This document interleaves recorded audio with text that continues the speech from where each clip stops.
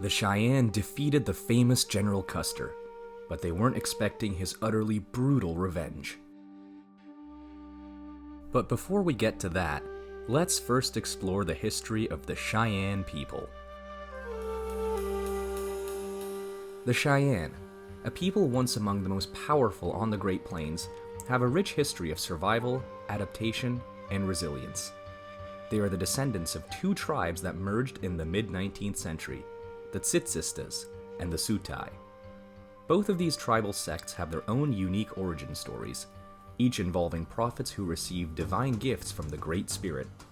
These gifts were not merely symbolic, they became the foundation upon which the Cheyenne built their society, military prowess, and spiritual life. Today, approximately 22,970 Cheyenne people remain, divided between two recognized nations, the Northern Cheyenne in Montana and the Southern Cheyenne in Oklahoma. Despite their reduced numbers, the cultural legacy of the Cheyenne is rich and enduring. The Tsitsistas' prophet, Sweet Medicine, was granted in the Sacred Arrow Bundle by the Great Spirit.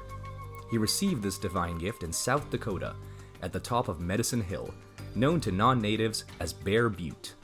These sacred arrows were not just spiritual symbols, but were used in battle, helping to cement the Cheyenne's reputation as fearsome warriors.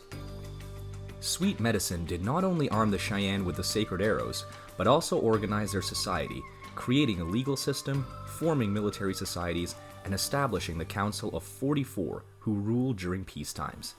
This council was composed of 4 chiefs from each of the 10 main bands, joined by 4 old man chiefs who had previously served honorably. This structure provided stability and order, allowing the Cheyenne to thrive on the Great Plains. Meanwhile, the Sutai prophet, Erect Horns, received the sacred buffalo hat bundle, another gift from the Great Spirit, on Stone Hammer Mountain near the Great Lakes of Minnesota. The sacred buffalo hat became a symbol of female power in Cheyenne society, complementing the male power symbolized by the sacred arrows. Together, these two bundles were believed to ensure the continuation of life and blessings for the Cheyenne. However, the sacred buffalo hat's history was not without its challenges. In the 1870s, it was under the care of a keeper named Broken Dish. Tribal leaders began to doubt Broken Dish's ability to maintain the sacred bundle and requested that he give it up. Broken Dish agreed, but his wife, furious with this decision, desecrated the sacred bundle, leading to the loss of the ceremonial pipe and buffalo horn for several years. It was not until 1908 that a Cheyenne named Three Fingers found the horn and returned it, while the pipe remained lost until it was acquired by the Oklahoma Historical Society and finally returned to the sacred buffalo hat bundle in 1997. The Cheyenne call themselves Tsitsistas, which means the people, or those who are like this. Their language is an Algonquin language, with slight dialectal differences between the Northern Cheyenne in Montana and the Southern Cheyenne in Oklahoma. One of the most sacred traditions of the Cheyenne is the Sun Dance, a ceremony believed to have been given to them by their prophets, Sweet Medicine and Erect Horns. The Sun Dance is a physically and spiritually grueling ceremony where dancers endure fasting and exposure to the elements, often fastening themselves to a pole with raw hide ropes pierced through their chest. This act of sacrifice is seen as an offering for the well-being of their people, and the ceremony's details remain a closely guarded secret, forbidden from being filmed or photographed by outsiders.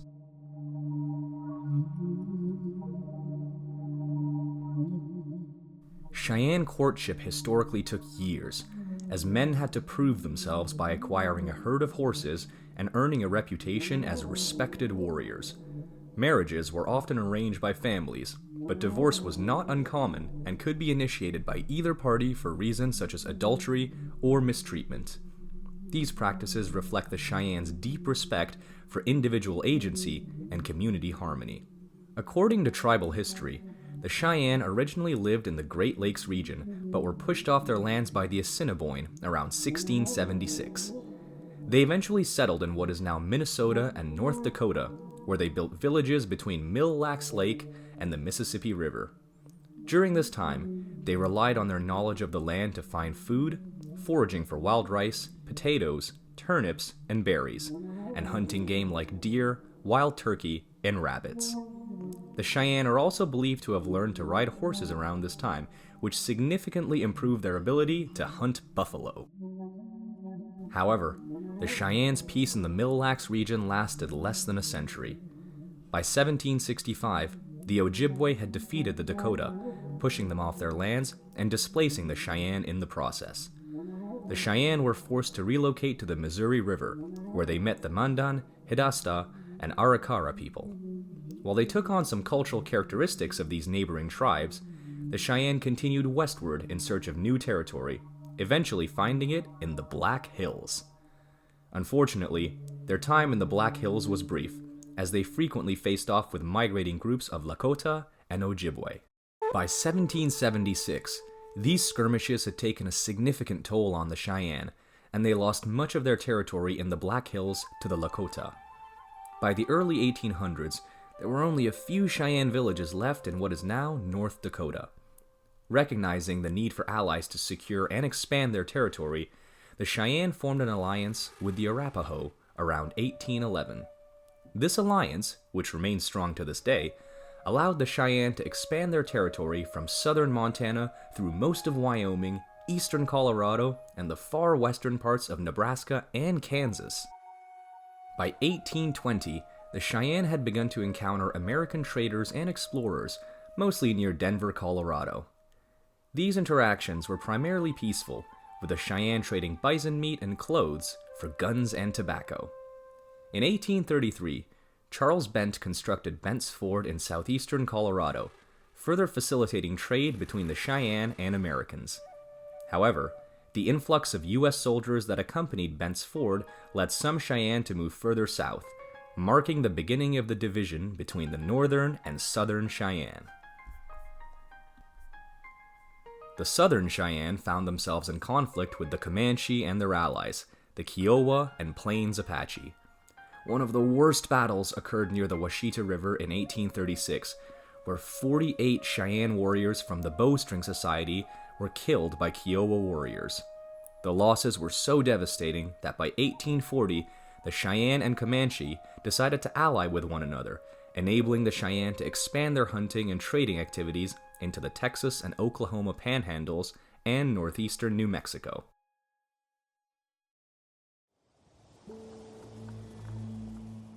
Meanwhile, the northern Cheyenne made peace with old enemies like the Lakota, regaining some of their former territory around the Black Hills. They also established settlements in the Rocky Mountains, which protected them from the smallpox epidemics that devastated the plains from 1837 to 1839. However, their luck ran out during the 1849 cholera epidemic, which decimated half to two-thirds of the Cheyenne population. The Cheyennes' military prowess was rooted in their warrior societies, which included the Fox, Elk, Shield, Bowstring, Dogmen, and Contrary warriors. These societies were responsible for organizing hunts, raids, and maintaining order within the community. Of these, the Dog Soldiers, or Dogmen, became the most famous, earning a fearsome reputation in the late 1830s for their resistance to U.S. expansion. Their aggression and effectiveness in battle made them well respected among the Cheyenne, but their reputation took a hit after the tragic tale of Porcupine Bear. Porcupine Bear, the chief of the Dog Soldiers, led his followers in a mission of vengeance against the Kiowa after the 48 Cheyenne warriors were killed.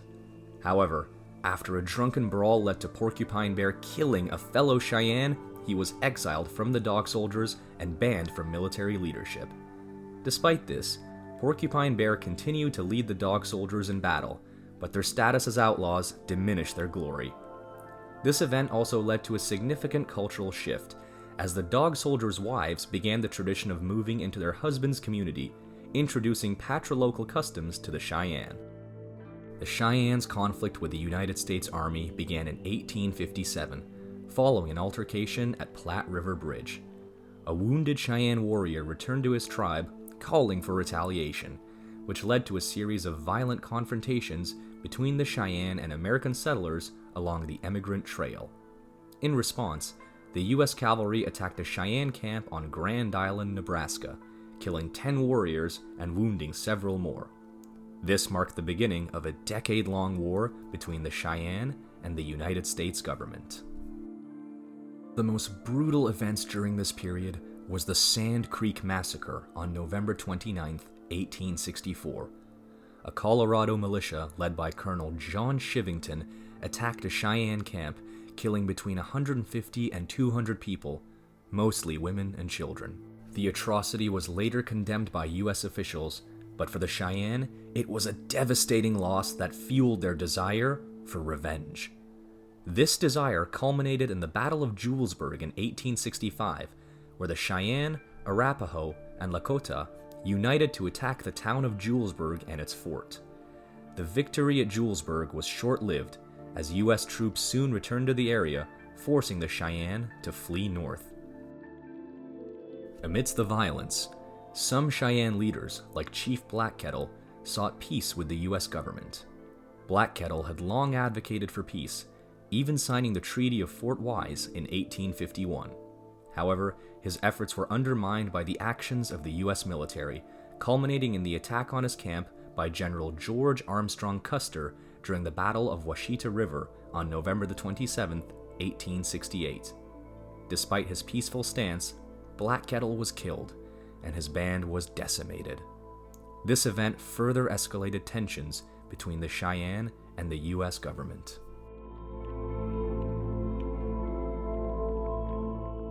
The Cheyenne's resistance against the U.S. Army reached its peak at the Battle of the Little Bighorn on June 25, 1876. The Northern Cheyenne, led by Chiefs Two Moons and Lame White Man, joined forces with the Lakota Sioux and Arapaho to face General Custer's 700 cavalrymen. At Little Bighorn, 2,500 Cheyenne warriors and their allies decisively defeated Custer in a battle that lasted less than an hour. Custer took command of 5 of his 7 battalions, leaving the other 2 under the command of his generals. When it came down to Custer's famous last stand, most sources say the skirmish was over quickly, and at the end of it, Custer and all the men under his command lay dead. This victory was a significant moment in both Cheyenne and American history, but it was short-lived. Though their annihilation of the famous General Custer was monumental, the Cheyenne's victory at Little Bighorn was met with a swift and brutal response from the U.S. government. The news of Custer's defeat reached Washington, D.C. just before America's centennial celebrations, turning what should have been a time of joy into a call for revenge. The U.S. Army intensified its efforts to capture the Northern Cheyenne, destroying their lodges, seizing their horses, and depleting their supplies. The relentless pressure eventually forced many Cheyenne leaders, including Morning Star and Two Moons, to surrender. When the Cheyenne finally surrendered, they hoped to stay in the north, close to their Sioux allies. However, the U.S. government had other plans, forcing them to relocate to reservations in the south. This relocation marked the end of the Cheyenne's control over their traditional lands, and today, many Cheyenne live on reservations in Montana and Oklahoma. Despite the immense challenges and tragedies they have faced, the Cheyenne people have survived and continue to preserve their rich cultural heritage. Their language, customs, and traditions remain vibrant, and their story is a testament to the strength and resilience of indigenous peoples. Today, the Cheyenne are known for their efforts to revitalize their language, preserve their sacred ceremonies, and educate the next generation about their history and culture. The legacy of the Cheyenne extends beyond their military victories and struggles for survival. Their influence can be seen in the cultural fabric of the United States, from the adoption of Cheyenne words and symbols to the continued celebration of their traditions. For those interested in learning more about the Cheyenne, visiting their reservations offers a unique opportunity to connect with this rich heritage and witness firsthand the living legacy of the Cheyenne people. The Cheyenne story is one of power, adaptation, and survival. From their early days as a dominant force on the Great Plains to their enduring presence today, the Cheyenne people have influenced the course of American history in profound ways. The Cheyenne people, through their courage, resilience, and unyielding spirit, have left an indelible mark on the history of the Great Plains and the United States as a whole. Their story is one of survival, strength, and the enduring power of a people determined to preserve their way of life. If you enjoyed learning about the fascinating history of the Cheyenne people, don't forget to like and subscribe for more awesome Splash Travels content.